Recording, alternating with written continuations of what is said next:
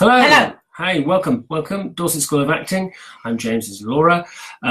So welcome to the video on that you didn't get into drama school. What we want to do is give some advice. If you've got questions, we can give some questions and just talk about what options you might have available to you from now, because obviously most of you will have auditioned for drama school and already found out whether you were successful or not. Anything to add to that? No, not really. Exactly that. There's so many people. How many? What's the statistic in terms of people auditioning? It depends on which school. So, for example, schools like Drama Centre, there have been about 5,000 of you guys auditioning for 18 places, and the bias will be on men, not women. So I think 2/3 will be given to boys as opposed to girls. So it's a really, really tricky. So don't beat yourselves up if you didn't make it. Also, your age has got a lot to do with it. Most of the major drama schools rather not take people on who are just fresh out of A-level, and that's because you just not had that life experience. And so there are ways of getting around that. I mean, some people are very lucky because they've got the great look and they've got great ability, and that's fantastic. So it's not definitely not like that all the way, but that's the majority. And also don't forget, it takes about 4 times, that's the statistic of auditioning, to actually get into a drama school. So don't feel bad about where you are right now, but there are things that you can do. 3 of you are watching at the moment. Hello, whoever you are. Come say hi. Oh, hello, Laura. Laura. How you doing? Excuse me. We're going to see you soon, aren't we? Yeah. Okay, so what is there that you should do? Well, the first thing you really have to do, is really important, is don't waste your year out. Don't just go, well, I need to make money, and so therefore I'm going to work at X and just bring in loads of money and not do anything else.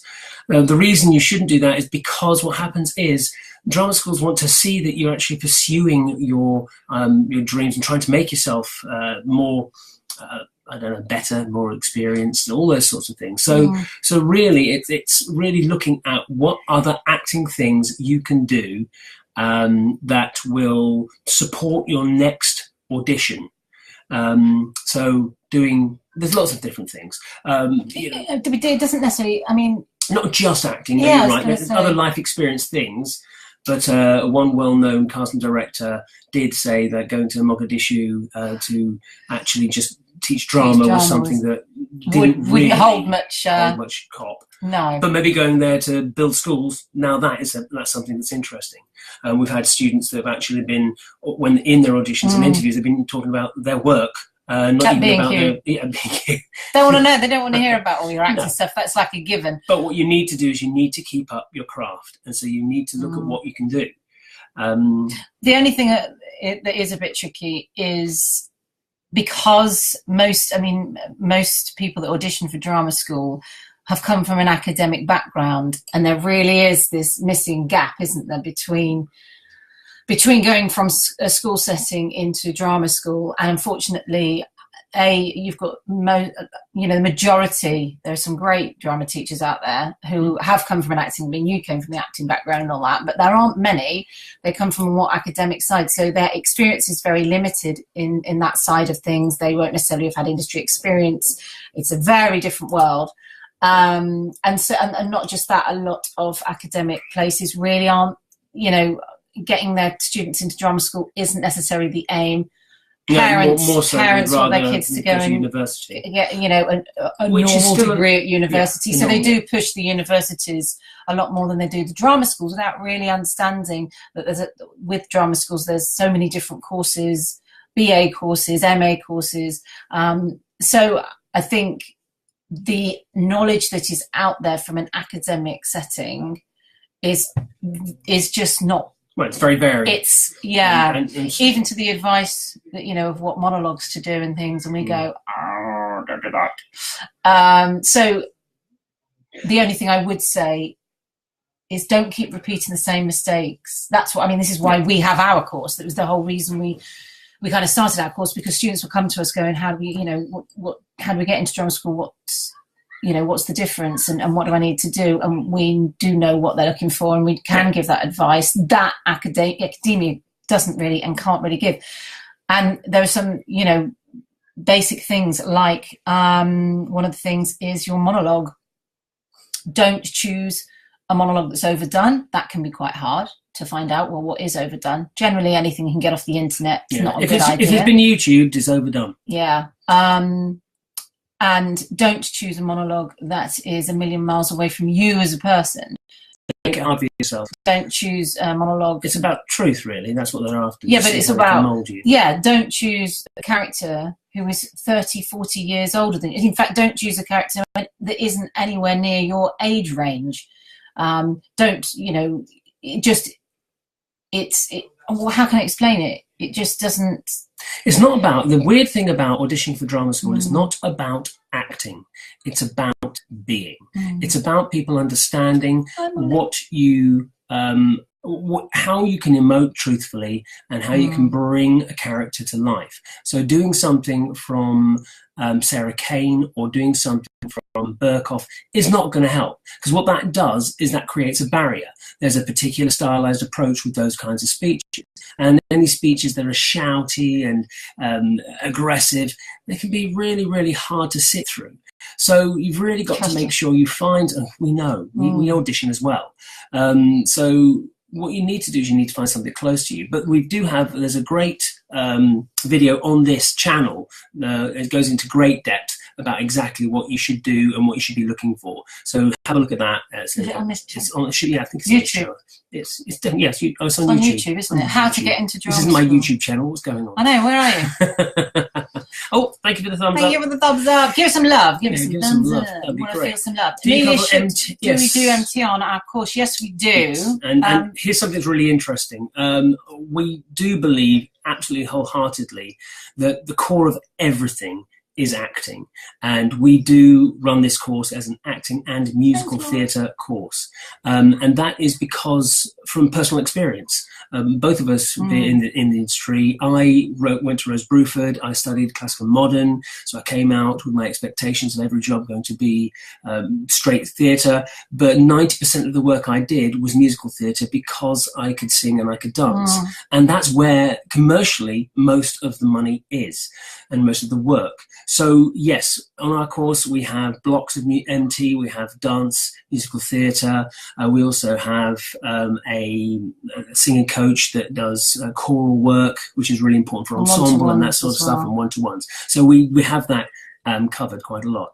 And then thank you very much, Laura. Yes, that's right. And then we do acting through, we cover dance. Gosh, we do 6 hours of dance a week. Yes, it's really important whether you're acting. Whenever you need to understand your body and how to move, and be in control of that. And that's the thing I think people forget. Again, it's the information's not necessarily out there. It's like if you go to RADA and go on the acting course, you're still doing dance, well, movement particularly, and singing and ballet. And ballet, you still do. You can't just go, I'm just going to stand on a stage and act, because it's it's you can't just do that. It's all the physical side. I mean, we love, and the guys go, they love every year. It's physical theatre.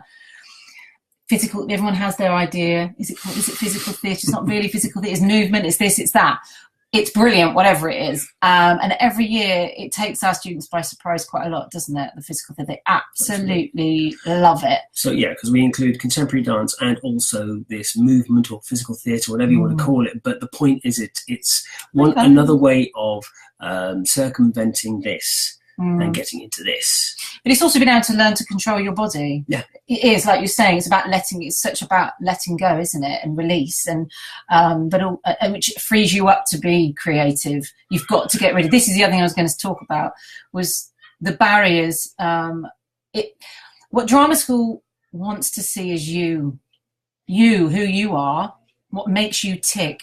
Don't go into an audition trying to be something that you think they want you to be. You'll never win if you do that, because what they want is to see you. They want to know, they do want to know you have a brain. They want to know you have an opinion. They want to know that you're clued up. And it doesn't necessarily have to be in acting. A lot of the time they don't want to talk to you about acting. They want to talk to you about you and what makes you tick. Yeah. It's a very fine line between confidence and arrogance. You don't want to go in and be arrogant and go, well, love me or not, I don't care, by whatever.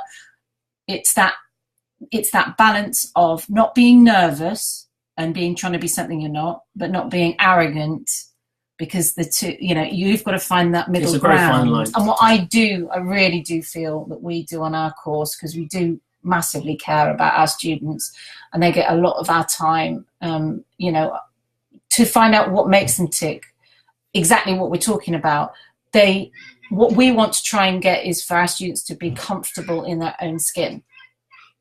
And so that comes with our course opens, it does. I mean, even again this year, just the guys are just open to things they've never experienced before, ever. And I'm talking people in their 30s as well. Yeah. Never experienced things that's changed their direction, changed what they want to do.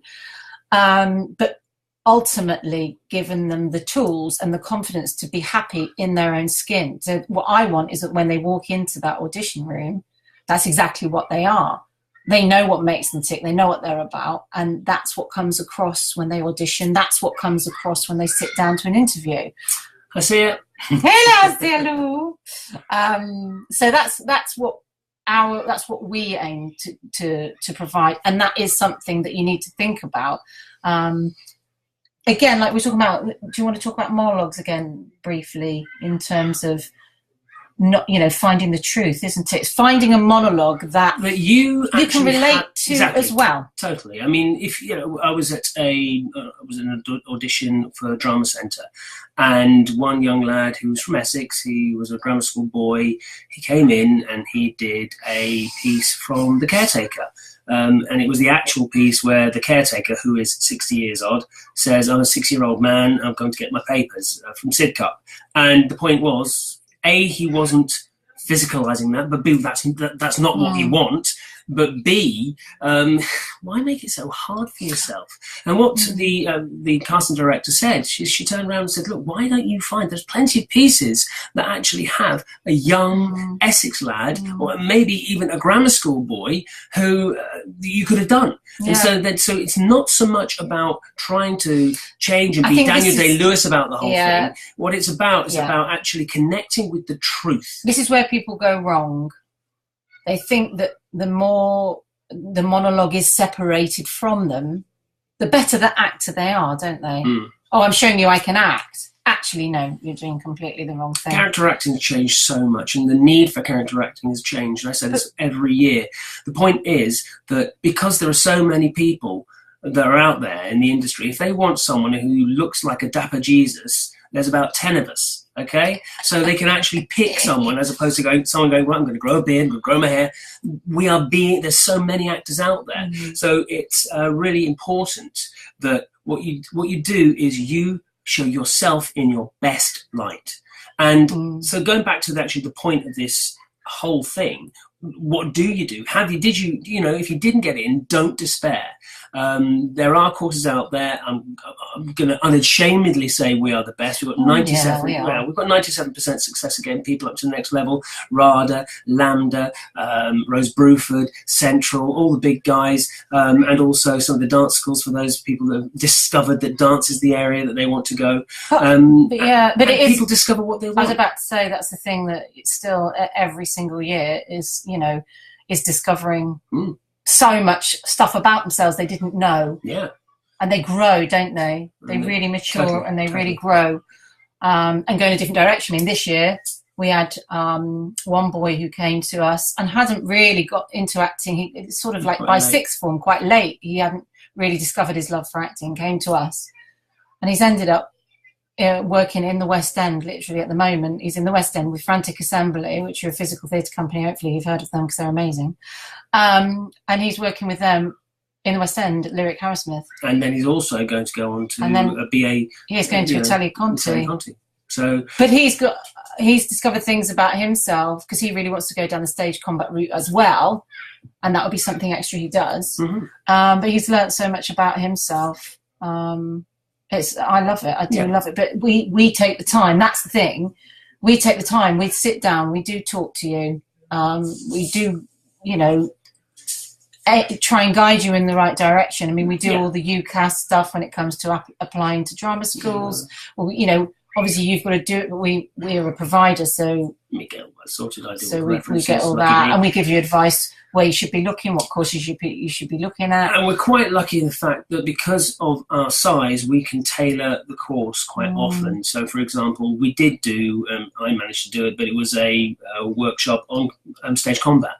And so that's when that was before the guys who went for their audition, who they weren't too sure if they wanted to look at that course at East 15.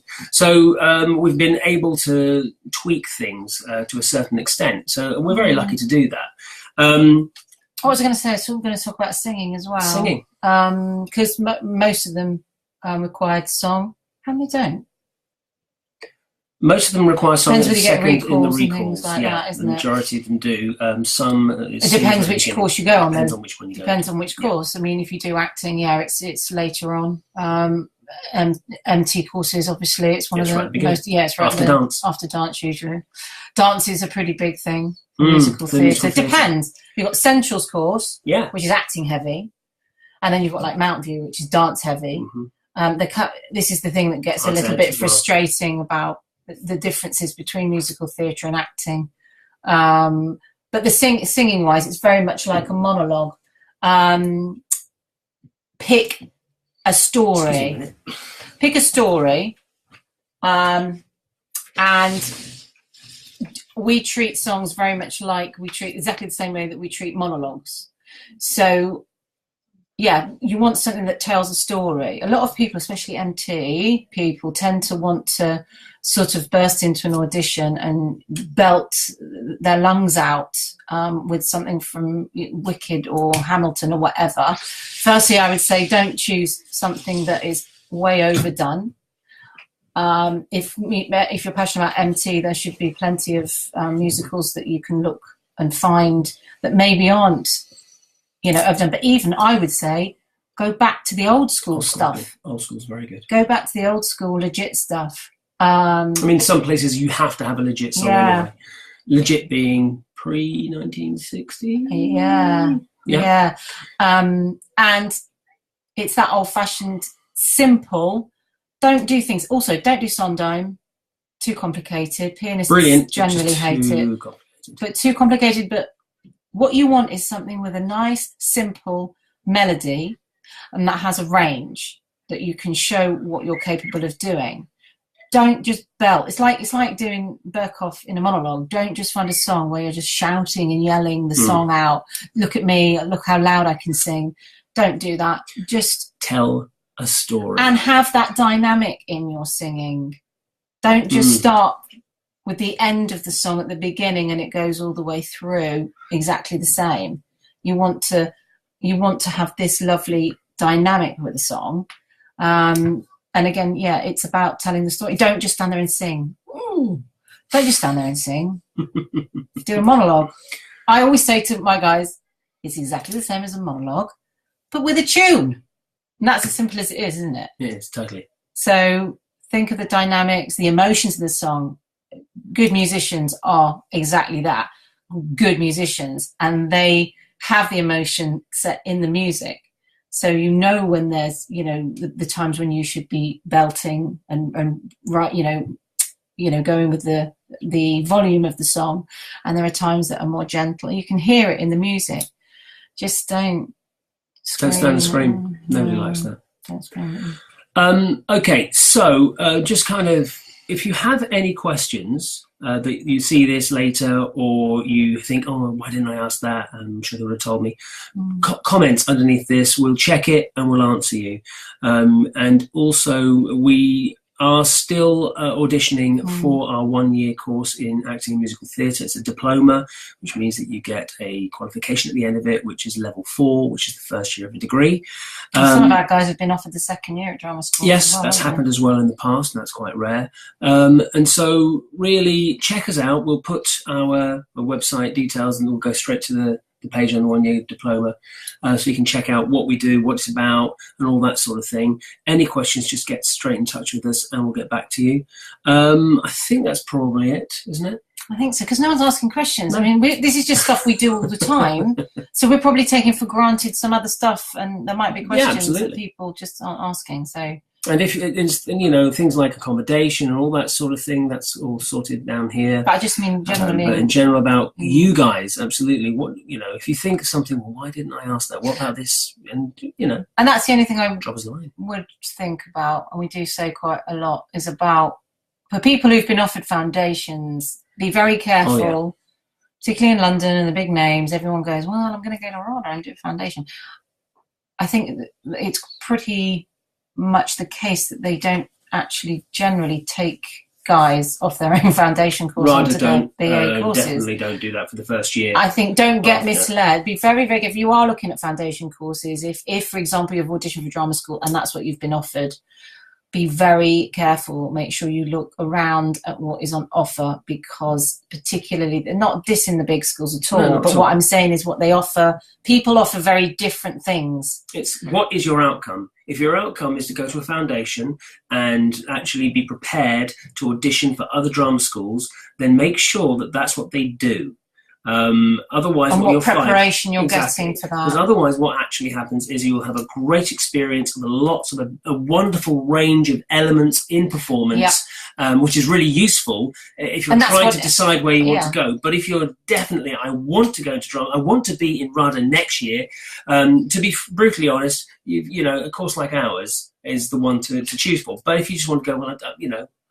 I want to explore, and you know, I want to. They're great for that. As is very much very driven, very specific. As is very specific. There's a lot of stuff we do cover, but it is very specific in the way the course runs. And I just think sometimes you can easily go, oh well, I found this is a foundation, and look at one and think they're all the same, and they're really not. They're very, very, very different.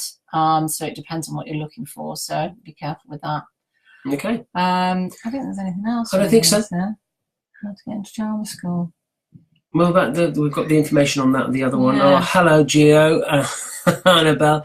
Unfortunately, we are just finishing, so you've come at the perfect time. Well, go back. Go back and watch it from the beginning. Okay. And if you've got any questions, or if you've got any questions now, just ask quick. Oh, hello. Oh, quick question. With regards to finding a monologue, where do you suggest is best? Websites of monologues are generally overdone, and books can take a lot of time. Yeah, well, unfortunately, there's what we answer. do in our second week, the first week or second week, it depends. No, so we've got second week. So we've got books right here, books and books and books and books and books. Hundreds of plays. And what we do is we bring our guys over here to our place, and we have a whole day. Hunting. Tea and cake and all that as well is provided, but we have a whole day of just monologue hunting. There is also, just for you to look at, there are monologue hunting days. I know there are a couple in London. You have to Google them, where they're like workshops where people say, come along, and there's a nominal fee, and you get to look at a bunch of stuff. I can't remember, they did it a few years ago. A few people that we that were on the course, they did that for extra. Cool. Well, we tend to push people. The one thing I would say is look at what's going on at the Royal Court. Royal Court's really good for new writing, new stuff, and generally... Some of the French is there now. Yeah, yes, that's true. Hopefully, I'll tell you what. There's a guy there. He's still there. Don't say I sent you. But there's a guy there who knows all of the plays there, and he'll be able to help you. Look, if you say, "Well, I'm looking for someone like me who is X, Y, and Z," with that kind, he'll go, "Oh, that's a good point," and then he'll show you the right direction. One way of doing it is, and it's a bit of a needle in the haystack. But like for example, let's say you go to the Royal Court, see what's on at the Royal Court, see what's been on at the Royal Court. Then you'll see. Let's say you'll find a playwright that writes particularly like Simon Stevens or something, but don't do Simon Stevens. But Simon Stevens, who writes for younger people, or playwrights that write for younger people in your age range. Again, it's really difficult because what we've done is when we've been with the guys in London, or the guys sometimes just go to London anyway, we're like, right, go to Royal Court, go to the National Bookshop and look for those plays. And I know it sounds really silly, but I've done in the past, I used to have eyes for it, but I would just flick through the book.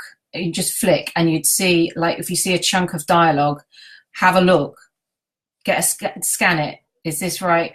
Go back if you can, look at the character, look at the age range. And it is a bit of a pain in the butt. There's no easy way of doing it. But it is really, I'd say that's your starting point, is to look what's going on. in good venues in London, particularly, and who's got, you know, who's doing the new writing and what type of stuff that they're writing. But I know Royal Court is really good for that. What else? There isn't really. It's really hard on the internet. Yeah, don't use monologue books, please. Don't use monologue books because they are overused. I mean, if you find them in a monologue book, a monologue and a character that is absolutely perfect, get the play. That's what I was going to say. At the end of the day, if you're really struggling and you found a perfect monologue, but you're going, oh God, it's in an audition. Do you know what? Don't worry about it, because if you rock the pants if you rock it, no one's really going to care. But obviously, the thing is, you've got people that are auditioning 5,000 people, and when you've had the same monologue over and over and over again, they know that it's been quite easy for you to find that monologue. That's the only thing I was going to mention was Shakespeare as well. Shakespeare. Because they don't, does Central do the list? They've got rid of the list now, haven't they? Oh, well, they keep changing it. So Shakespeare's quite different though, because really you are quite limited. Because again, you know, although on their list, Central's list in the past, they have had Richard III. Yeah, but it depends. I mean, they've also had Macbeth. But really, unless you're a bit younger than me, but you know, this kind of person, you do Macbeth. But if you are an 18-year-old young boy that's come out of school, it's not really the best thing to try. There are other speeches on that list. Just be aware of the lists on certain schools. I know Lipper have one, and Italia Conti have one, and a few others do. They've relaxed it a bit at Central, but it's a starting point. But it is... that you're limited. Yeah, you are limited. So don't panic, but do try and find again the one that is most suitable to you.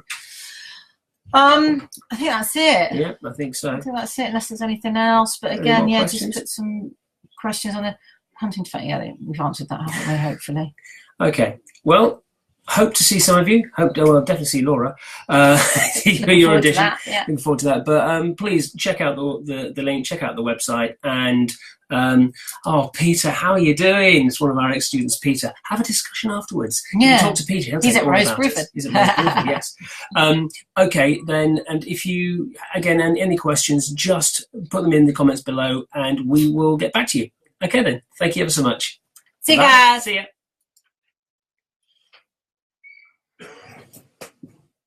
You have to choose